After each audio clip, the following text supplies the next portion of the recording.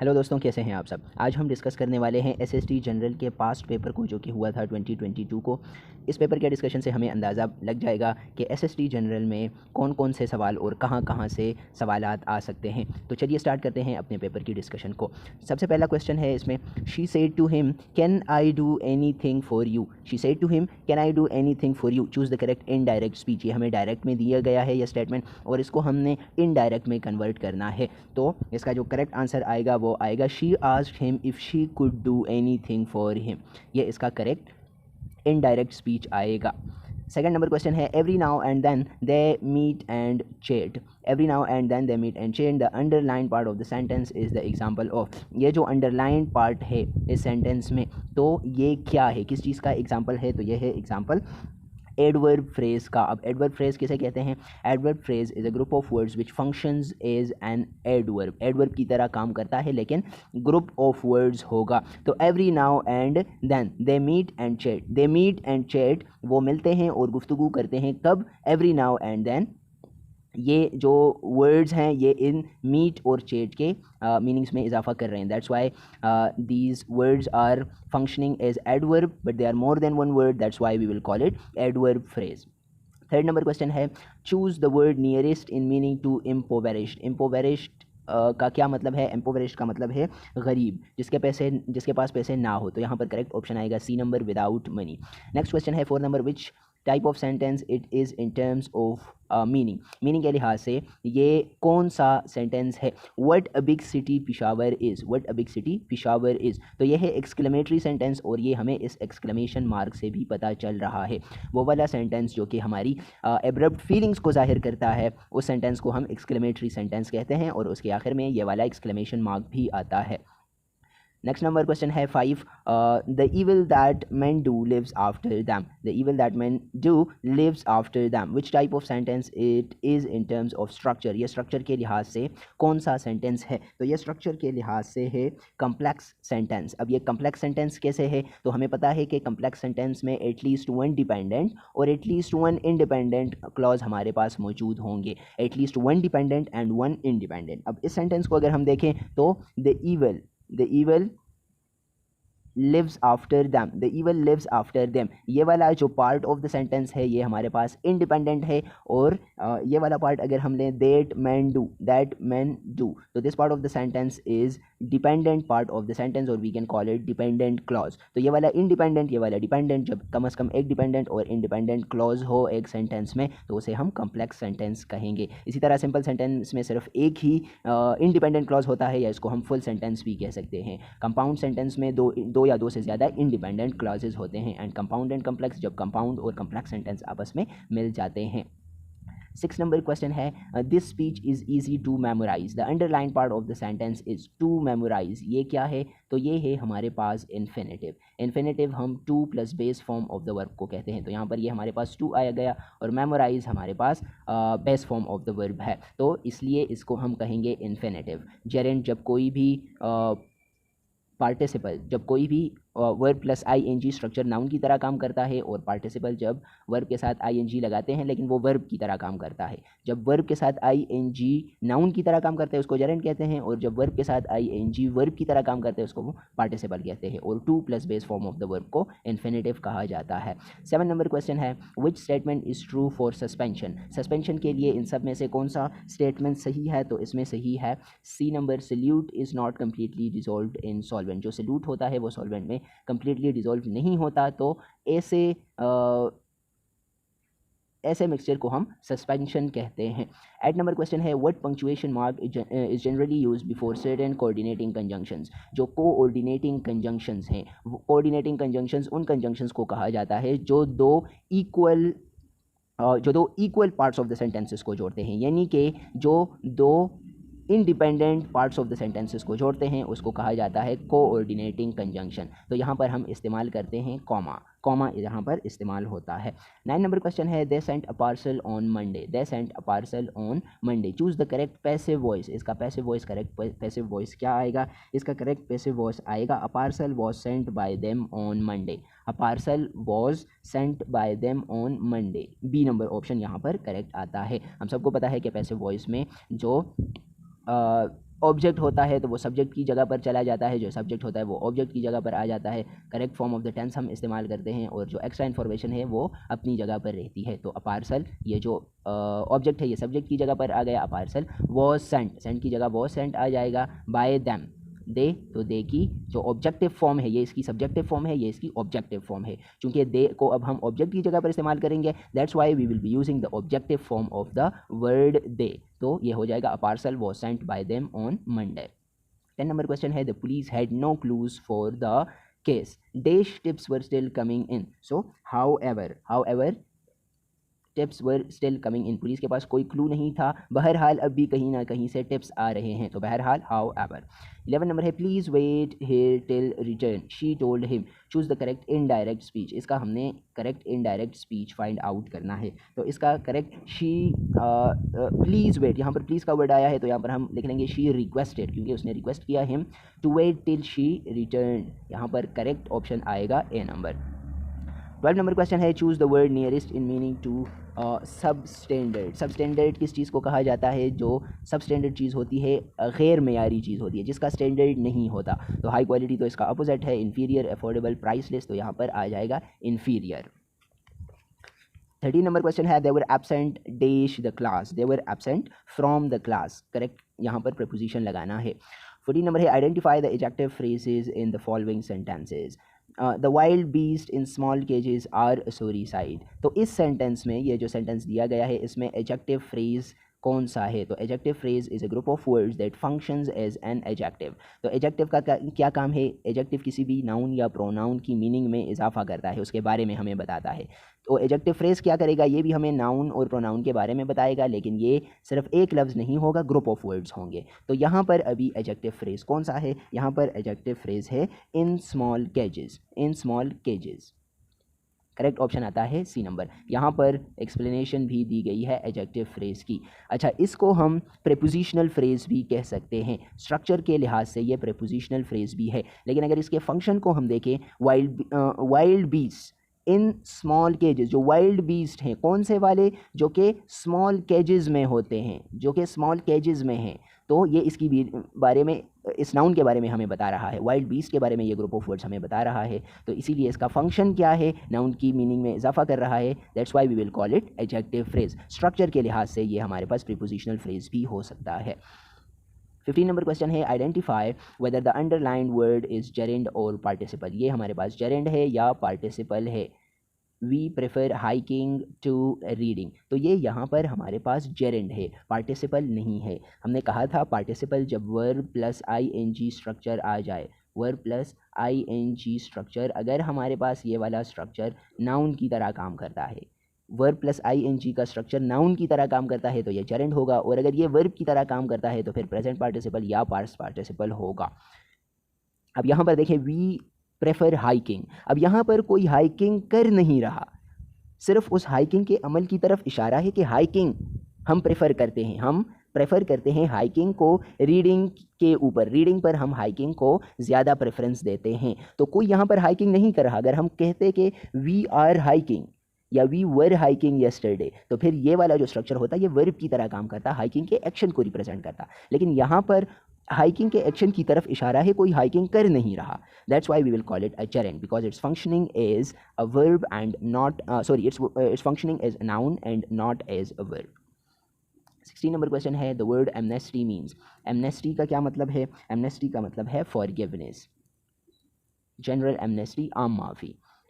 17 number है the judge said to witness tell the truth, choose the correct indirect। यहाँ पर indirect हमने the judge said to the witness tell the truth, तो यहाँ पर correct option आएगा हमारे पास the judge ordered the witness to tell the truth। 18 number question है उर्दू से सिफ़त और मौसूफ़ के मजमूए को क्या कहते हैं? तो सिफ़त और मौसूफ़ के मजमूए को मुरक्कब तौसीफ़ी कहते हैं। 19 नंबर है मेरा कलम मुरक्कब डेश की मिसाल है। मेरा कलम कौन सा मुरक्कब है? तो ये है मुरक्कब इज़ाफ़ी, इसमें करेक्ट ऑप्शन आता है मुरक्कब इज़ाफ़ी।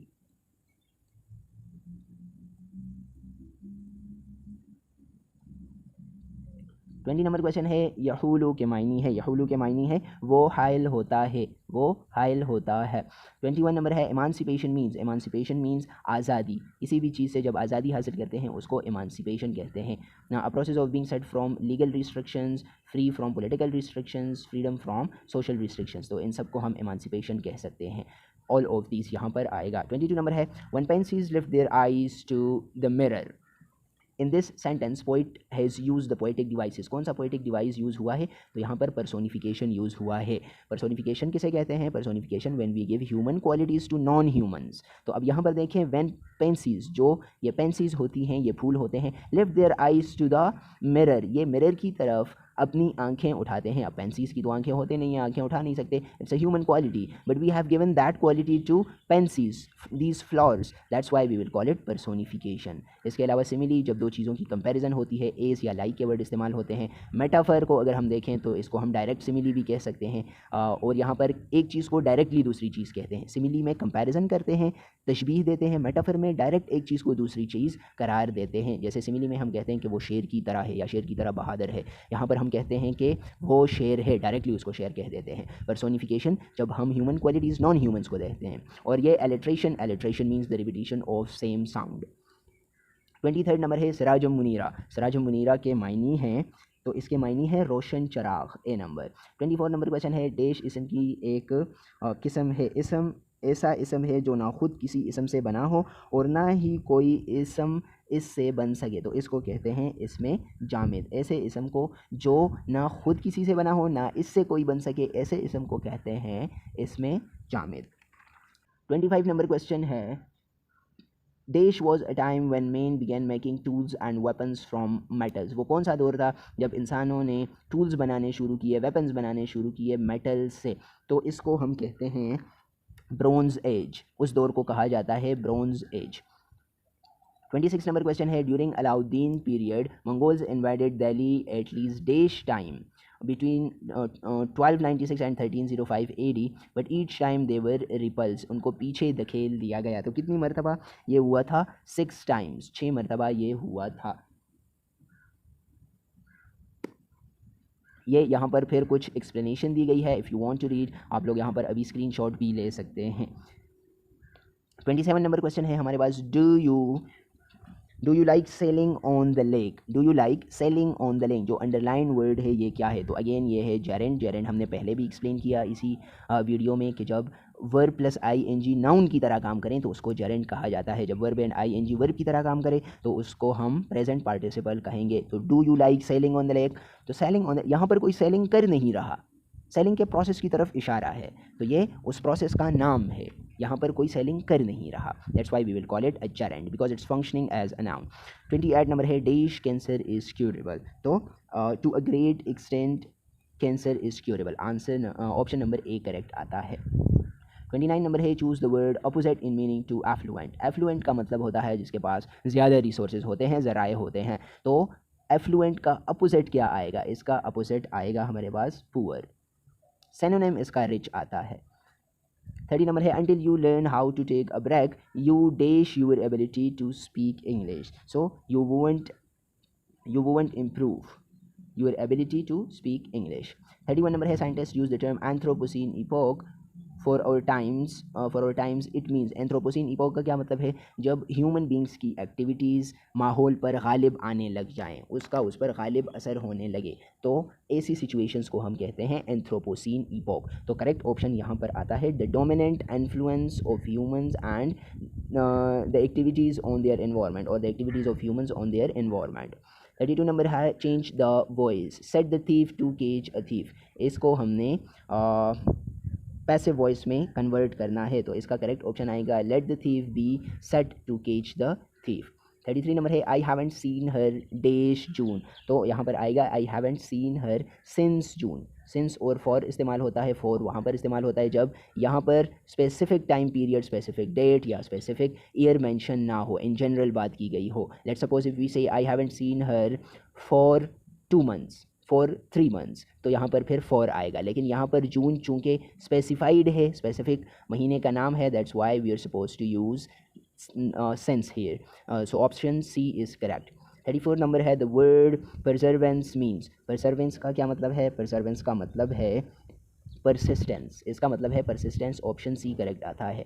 35 नंबर है the board met last night to vote on the budget. ये जो बोर्ड है तो ये इस सेंटेंस में क्या है? ये कलेक्टिव नाउन है। Collective noun is a type of noun which represents a group of something, जैसे कि फैमिली हो गई, आर्मी हो गई, तो बोर्ड भी यहाँ पर ज़्यादा लोगों का जो मजमुआ होता है उसको कहते हैं, तो हम इसे कहेंगे कलेक्टिव नाउन। 36 नंबर है he is crying at the top of his voice, which tense this is. तो इज़ एम आर इस्तेमाल हुआ है और crying verb plus I N G इस्तेमाल हुई है, तो यह है प्रेजेंट कंटिन्यूस टेंस। 37 नंबर है by the time go to bed tonight I dash my work for the day, I will have finished my work, मैं अपना काम कंप्लीट कर चुका हूँगा। Salma is a person whose family owns cattle farms. तो यहाँ पर ये जो underline part of the sentence है ये क्या है? ये है एडजेक्टिव क्लॉज। एडजेक्टिव क्लॉज को हमने पेपर के स्टार्ट में डिस्कस किया।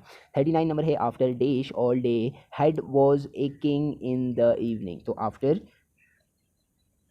studied all the day, after studied all the day, यहाँ पर correct form of the verb आएगा studied all the day, had was aching in the evening। 40 number है have you seen those people whom we met on holiday। तो whom we met on the holiday ये जो part of the sentence है, underline part of the sentence is an example of, ये किस चीज़ का example है? ये एग्जाम्पल है डिपेंडेंट क्लॉज का। Dependent clause is a part of sentence which depends on the independent part. अपनी मीनिंग कंप्लीट करने के लिए इसको बाकी सेंटेंस स्ट्रक्चर की ज़रूरत होती है, खुद में ये पार्ट मुकम्मल मीनिंग नहीं दे सकता। तो अगर हम कहें whom we met on holiday, जिनसे हम छुट्टी के दिन मिले, तो क्या ये कंप्लीट मतलब नहीं देता। That's why we will call it a dependent clause. Next है 41 नंबर है we met a boy dash a heavy bag. We met a boy carrying a heavy bag, correct form of the verb आएगा carry a heavy bag. 42 number है Tahir painted the entire house, choose the correct passive voice. तो Tahir painted the entire house ये active voice में है, इसका हमने correct passive voice तलाश करना है, तो इसका पैसिव वॉइस आएगा the entire house was painted by Tahir. The entire house was D number option यहाँ पर करेक्ट आएगा। 43 नंबर है out of these which of the following is found only to oceans. कौन सी चीज़ें इन चार ऑप्शंस में से सिर्फ और सिर्फ ओशंस में पाई जाती हैं? तो वो हैं एकाइनोडर्म्स। ये एकाइनोडर्म्स के बारे में एक्स्ट्रा इन्फॉर्मेशन भी दी गई है, यहाँ पर आता है ऑप्शन डी। 44 नंबर है pollutant gases in air combine together in presence of sunlight to produce smog. Smog हम कहते हैं द कम्बिनेशन और द मिक्सचर ऑफ स्मोक धुआं एंड फोग, जो कि ये जो धुंध होती है। तो स्मोक एंड स्मोग जब कंबाइन होते हैं, स्मोक एंड फोग जब कंबाइन होते हैं तो इससे बनता है स्मोग। 45 नंबर है he should come to the party. He should come to the party, choose the correct function of the modal verb. यहाँ पर ये जो मॉडल वर्ब है इसका सही फंक्शन क्या है? तो इसका फंक्शन है टू मेक सजेशन और एडवाइस। ये यहाँ पर सजेशन दे रहा है या एडवाइस, थोड़ी सी यहाँ पर कमांड की टोन भी है, लेकिन मेनली यहाँ पर सजेशन या एडवाइस दी जा रही है। He should come to the party, उसे चाहिए कि वो पार्टी में आए। 46 नंबर है the secret of visit to his aunt was known by few. The secret of visit to his aunt was known by few. The underline word is an example of. ये जो word है ये किस चीज़ का example है? तो ये example है इनडेफिनेट प्रोनाउन का। Indefinite pronoun is a type of pronoun जो कि किसी भी चीज़ को स्पेसिफाई नहीं करता। मतलब यहाँ पर फ्यू तो मतलब चंद ही लोगों को पता था, वो चंद लोग कौन थे एग्जैक्ट पता नहीं है। इनडेफिनेट का अपोजिट है डेफिनेट प्रोनाउन जो कि चीज़ों के बारे में स्पेसिफाई करके बताता है। 47 नंबर है the phrase hold fast to dreams means. Hold fast to dreams का मतलब है stick fast to your ambition in life. अपने मकसद को, अपने ख्वाबों को मजबूती से पकड़ो, मतलब आपका ज़िंदगी में जो मकसद है तो stick fast to that ambition in your life. 48 number है when a prefix kilo is added before a unit its value is increased by. तो इसकी वैल्यू बढ़ जाती है 1000 टाइम्स। 49 नंबर है 10 years ago P was half Q's age if the ratio of their present ages is 3:4 what will be the total of their present ages। तो इन दोनों की edges अभी क्या होंगी?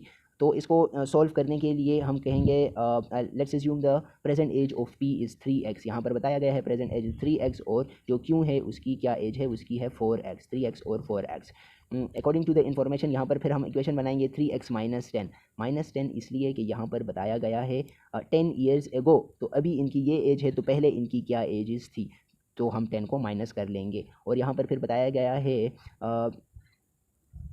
10 ईयर्स को P was half Q's age, तो half के लिए हम इधर 1/2 लगा लेंगे, वही इक्वेशन हम लगा लेंगे। इस इक्वेशन को सॉल्व आउट करने से हमारे पास करेक्ट ऑप्शन आएगा 35, यहाँ पर हमारे पास 35 ईयर्स आ जाएंगे। तो करेक्ट ऑप्शन आएगा सी नंबर ऑप्शन यहाँ पर करेक्ट आता है।